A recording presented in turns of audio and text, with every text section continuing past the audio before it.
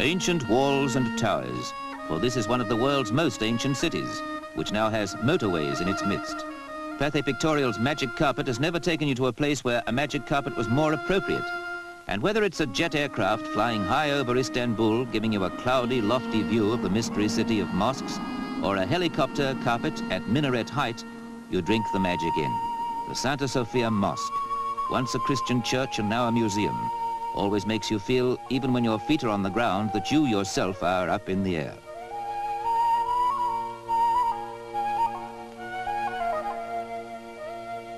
The Golden Horn and the Galata Bridge, where at ferryboat level, they say, you'll meet everyone in the world who deserves to be called a human being, which seems unfair because here it's a man's world. Women are mostly veiled or hidden away. This is the gateway to Asia. This is Europe's last tentative outpost. It shows its ambivalence mainly by male predominance. But Istanbul largely consists of exciting waterways.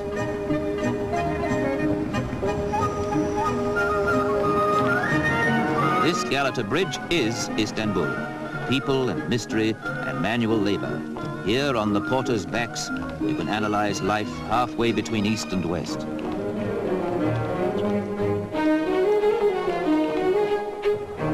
You'll learn the secret of this strange place as readily from the pelican as you will from its mysterious but most hospitable inhabitants. Halfway house life, Europe and Asia. And a really lovely thing, sweet, fresh fish.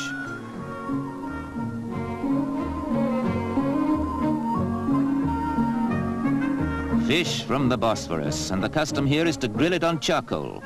It's a custom that should spread because it's delicious.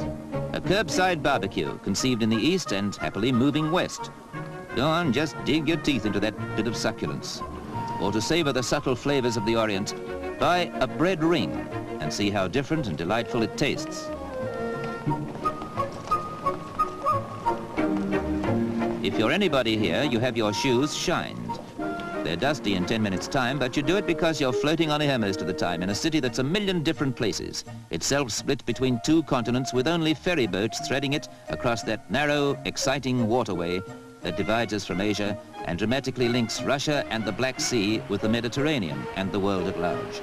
This waterway, among other things, is a city street with local transport.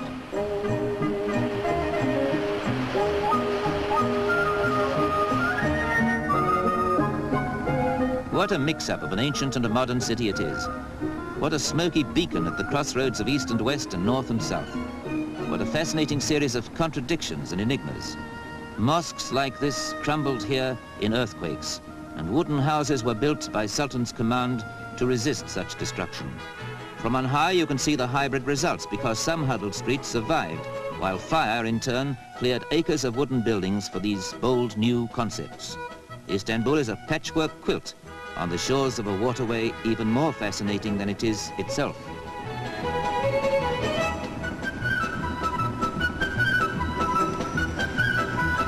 We are cruising now on the Bosphorus. The Dolmabahce Palace, the summer residence of generations of proud sultans, but more particularly the last view you'll get of the continent that cradled civilization, because half a mile across the water, it is Europe no more. See the walls they built round the last bastion, Byzantium, later to be Constantinople, the Roman Empire's capital, now Istanbul, a city that is more eternal than Rome itself, which though changing, keeps its origins and its essence intact as it grows.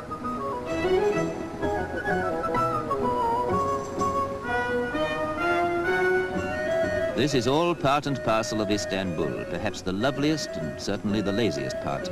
For Istanbul has now stretched out to occupy the whole 17-mile length of this fisherman's paradise. And look, those fish are still alive.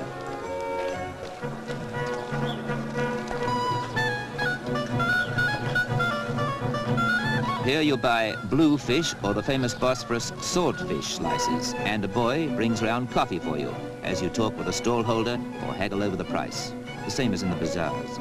Good, strong Turkish coffee, as sweet as those fresh-caught fish are themselves.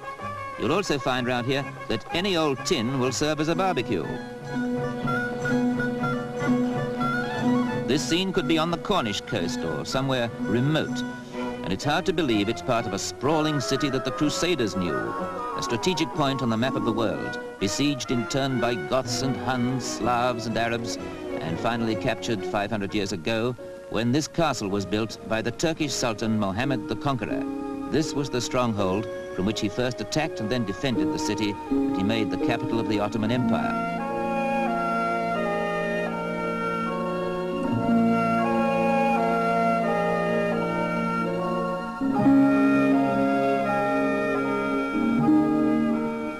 You keep thinking this narrow sea is a river, forgetting it's the frontier between continents, and that the far bank is a land mass stretching to India, Burma, China, and the Pacific Ocean.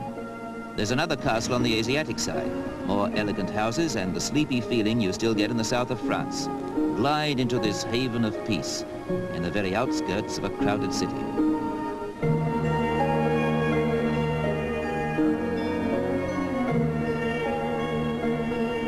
At intervals, you will hear the call of prayer to remind you that you're in a land of mosques and minarets. And at intervals, you'll hear the siren of a ship bound for the Black Sea, which is barely 5 miles away. For the rest, you might easily be on the Riviera, with its gay hotels and cafes in the sun. Istanbul and the Bosphorus have all this.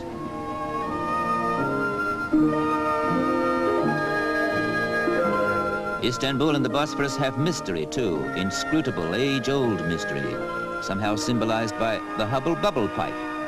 You order one at any restaurant, a glowing charcoal chip perched over the tobacco to keep it alight. You smoke and dream and contemplate, and the smoke is as wispy blue as the Blue Mosque, which with its 6 minarets is of all things the essence of this exciting place. There's no need to say any more about Istanbul. Imagination can do the rest.